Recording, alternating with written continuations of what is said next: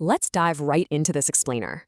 Today, we're breaking down the massive, sudden political shakeup currently happening over in the UK. But we're doing it with a little bit of a twist. We're not just talking politics, we're actually going to master the specific, nuanced English vocabulary that the global media is using to describe it all. Because if you truly want to grasp how international news organizations report on major shifts in power, you've got to understand their language.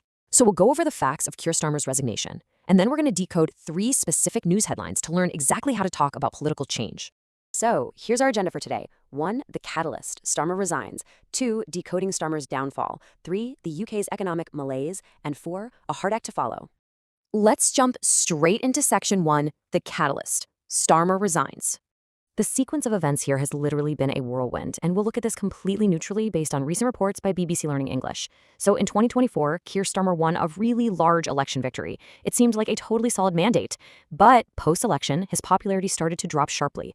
This was driven by what many perceived as a series of government mistakes. This growing dissatisfaction peaked recently when his ruling Labour Party lost heavily in local elections. Important figures within his own party started pushing him to step down, which brings us to right now. Keir Starmer has officially resigned as Prime Minister, though he's remaining in power just until a successor is chosen. Now, the absolute crucial question is, who steps into that massive void? Well, the expected successor is Andy Burnham, who has positioned himself strategically through 3 major steps. First, he built significant executive experience by serving as the mayor of Greater Manchester. Then, just last week, he won a recent by-election to become a member of parliament again, which is a constitutional requirement to become Prime Minister. And finally, he's gained a very high level of support within the ruling Labour Party. In fact, reports suggest that Burnham's high level of support was actually one of the main reasons Starmer finally decided to resign. Moving on to section 2, decoding Starmer's downfall. All right, with the facts established, let's explore how the international media is framing this, starting with a recent headline from Al Jazeera. They write, "No sense of direction, the downfall of Keir Starmer." They're quoting political experts here who suggest that Starmer's goals as Prime Minister were just incredibly hard to see. That lack of clear vision, that no sense of direction, is what the media is pointing to as the root cause of his current situation, which they are calling his downfall. To really understand the reporting here, we need to know what that word actually means. A downfall is a situation where a powerful or successful person loses their power or status suddenly. It's not a slow, gradual fade, it's a precipitous drop. And interestingly, it can also refer to the specific thing that caused them to lose it. So in this case, Al Jazeera is suggesting that this lack of direction was his downfall. It was the exact flaw that forced his resignation. You know, native English speakers use this word in 2 completely distinct ways. On a serious note, you'll hear it used for severe political consequences, exactly like Starmer's resignation, or in criminal justice, like police planning a criminal's downfall to make them pay for their crimes. But playfully, we also use it to exaggerate our guilty pleasures in a jokey way. Like, you might hear someone say, "Eating way too much chocolate will be my downfall." It's just a fantastic, dramatic word that works perfectly whether you're talking about global politics or your own kitchen habits. Let's move right along to section 3, the UK's economic malaise.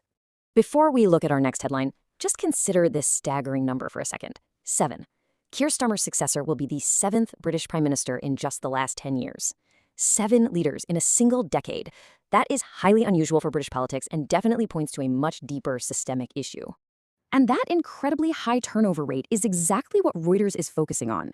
Their headline asks, "Can anyone fix Britain? Regular change of PM a symptom of UK's malaise?" Notice how they aren't just blaming one person here. They're linking this constant, turbulent change of prime ministers to a broader national issue, which they diagnose as a malaise. So what is a malaise? Basically, it's a general feeling of low energy, bad health, or overall unhappiness. It's such a great word because it describes an entire atmosphere or mood rather than just one specific problem.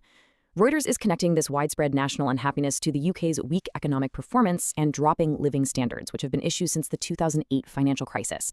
So the constant changing of prime ministers isn't the cause of the malaise, it's a symptom of it. You'll spot this incredibly versatile word in quite a few different contexts. Beyond the national mood where citizens are unhappy about dropping living standards, you might see malaise in reports about the economy, specifically regarding high unemployment. But you can even use it in business or sports.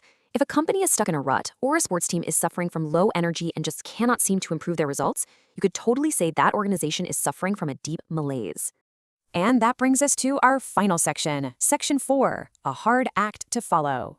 Looking ahead to the specific challenges waiting for Andy Burnham, the British magazine The Economist offers a truly fascinating assessment. They write, "Andy Burnham may find Sir Keir Starmer a hard act to follow." Now, if you know this idiom, you might be a little confused at first glance, which makes this a brilliant learning moment about the nuance of journalism.